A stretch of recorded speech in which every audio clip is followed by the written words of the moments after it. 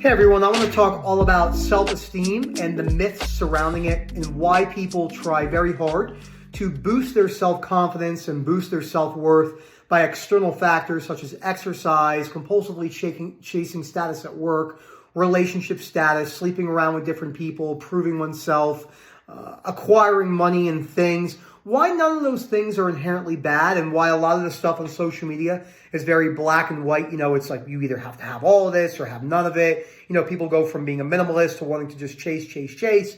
And why, when you're chasing self-esteem and the myths surrounding self-esteem, and I'm going to talk about one of the books on the reading list that's extremely good for breaking down those concepts of good and bad people. It's a bucket. When you have a bucket, just imagine this right here. There's no bottom. So what you're doing is this is the meter of self-esteem. And all your life, you're trying to pour this in here and build this self-esteem. But what's happening is there's a hole in the bottom of this cup. So it's constantly having to be replenished over and over. I often use the example when you go to a county fair and you have the hammer and you have to hit down and the bell goes up. You hit the bell and you go, woo, but as fast as it goes up, it comes right back down. Before I go any further, please subscribe, hit that like button down below. This will really apply to all those more related fears, HOCD, homosexual OCD / gay OCD, harm OCD, POCD, self-harm, cheating more, religious OCD, body dysmorphia. It's really a lot of things besides maybe GAD and panic disorder and sensory motor, because those are more based on life in general and low frustration. But there's, lots and lots and lots of fears that have this concept of self-esteem and then trying to chase your values. So I like to use very practical examples on why self-esteem doesn't do for us the majority of the time what we think it does. But let's start off when self-esteem does work, or when we think it works. So if you are an individual that has had basically everything given to you, you always have things kind of go up in this linear fashion. You're progressing in work or your career, or you're a professional athlete, you retire on top, you get a big contract to be a sportscaster afterwards, you make hundreds of millions of dollars.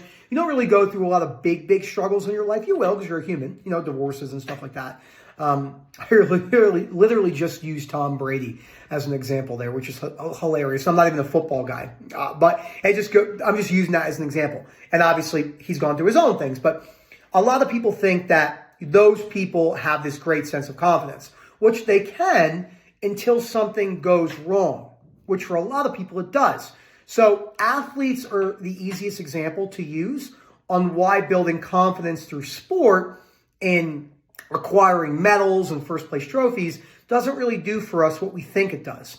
So let's say we have an individual named Nick. We'll use myself.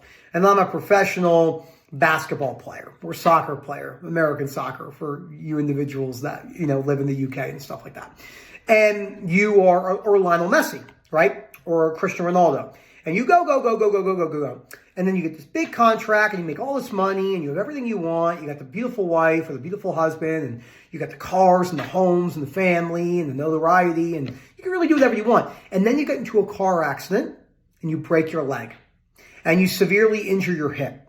And they tell you that your soccer and your basketball career is over. Naturally, as a human, a fallible human, you'll feel a mixture of emotional disturbance. Now, there is a range of emotional disturbances.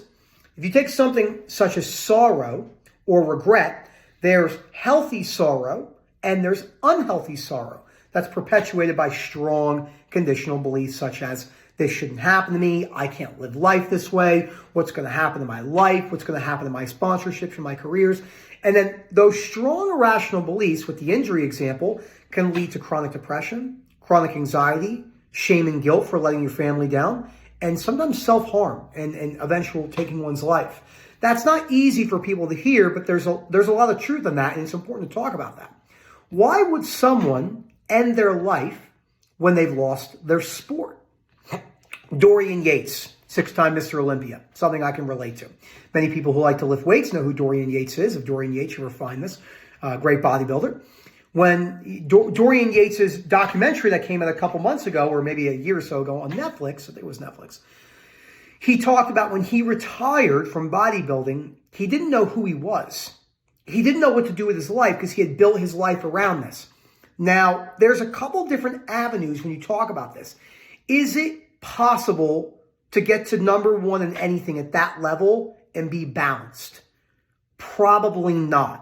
But there's no acceptance of the unbalance. That's not Dorian Yates' fault or the example of Cristiano Ronaldo got injured. They don't know the principles, just like I didn't know the principles until I started chronically suffering with OCD and ended up in a mental hospital and wanted to kill myself. I wouldn't have known any of this stuff until my suffering experience became the driving factor for me to want to get better. And I'm a stubborn son of a gun.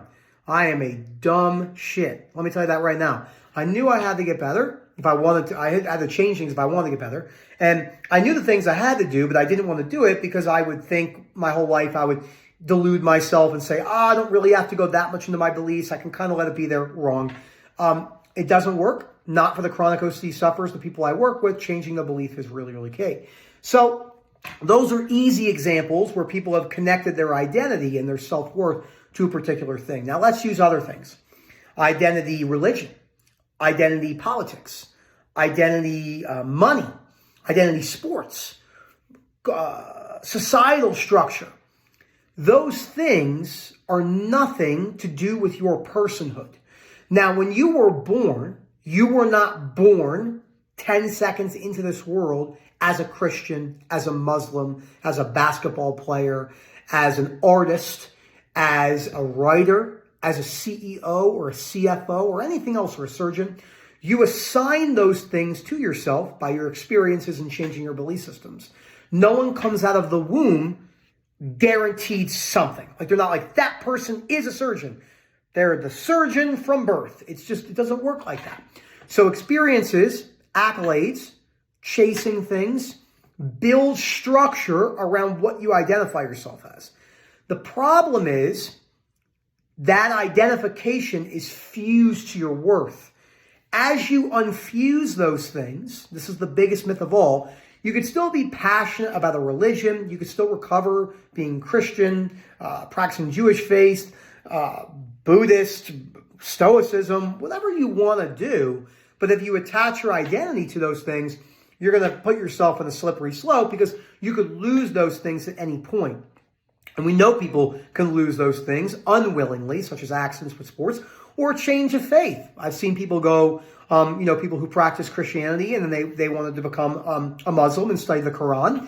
And again, there's no inherent pros or cons with that. I mean, inherently good or bad. It's just there's pros and cons to every situation that you do, and accepting that is key. So we want to remember that no external factor has the capability scientifically to prove your worth, which means by default, there's no such things as good and bad people. Now, this is really hard for people. If you have this conversation with anyone, if you would have had this conversation with me before I studied the principles of unconditional self-life, other acceptance, before I studied the principles of Stoicism and gone back in time and looked at history and looked at Taoism and looked at Epicureanism and all the Greco-Roman philosophies and Buddhism and pessimism and all those, what is his name? Schopenhauer? Yeah.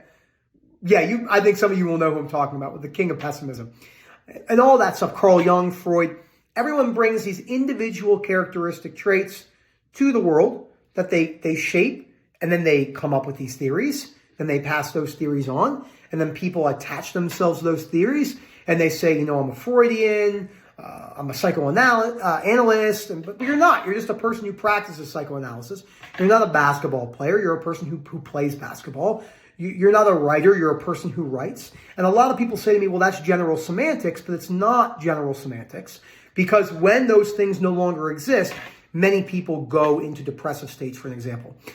Now, I don't like to use research a whole lot, but when you look at the statistics based around depression medications, and you look at the people, we're giving out more medications for SSRIs and benzodiazepines, and always speak to your doctor about medications, because medications can save lives. We've seen tremendous things, great stuff taking the edge off, but people still will be depressed to some degree. People will still have anxiety, not because they can't get better. It's because they haven't looked at the genesis of why they're stuck, which is the core fears and the belief systems, et cetera, et cetera.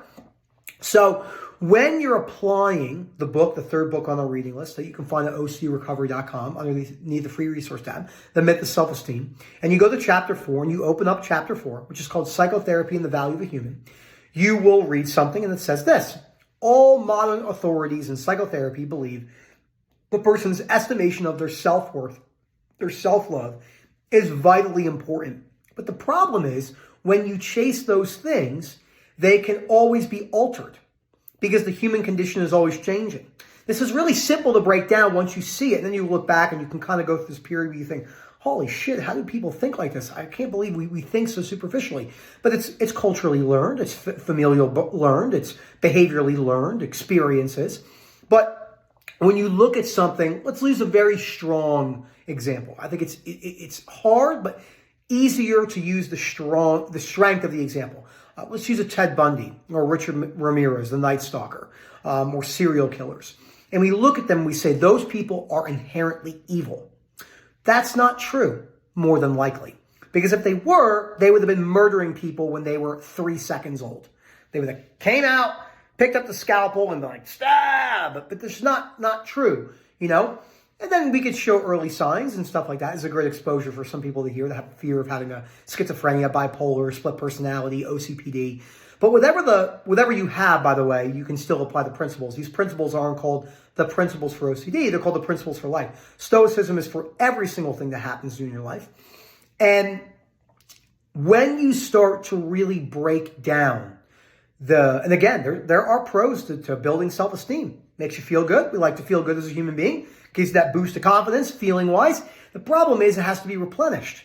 And there's nothing wrong with wanting to look better and exercise and get your hair cut and trim your beard up and ladies put your makeup on and feel good and go out with your girlfriends and look good for your partner or whoever you're with or build a business and get notoriety. There's nothing wrong with that, right? You can't, it's not if you're in the soccer and you score a goal, you have to be a monotone, just, okay. You can be excited, you can celebrate. Just beware that those things could be taken from you at any second. I remind myself of this when I'm at the gym. Every once in a while I say, the physique you hold right now, the way you look right now, won't be here forever. It could go at any moment. And that would be unfortunate, but that's part of life and that would be okay. You can learn to be okay with that. So I hope you guys enjoyed this video. Remember the third book, Myth of Self-Esteem. The POCD sufferers, harm OCD, guilt, shame, related fears, depression. That book is very, very, very good for you, especially if the depression is coming from writing yourself off for whatever it may be. Fear of making mistakes and you attach the mistakes to yourself, etc., etc. Thank you so much for watching this video. I hope you enjoyed it. Remember, Phil at OCDrecovery.com. Hope to hear from you soon, and we'll go from there. Have a good one, everyone.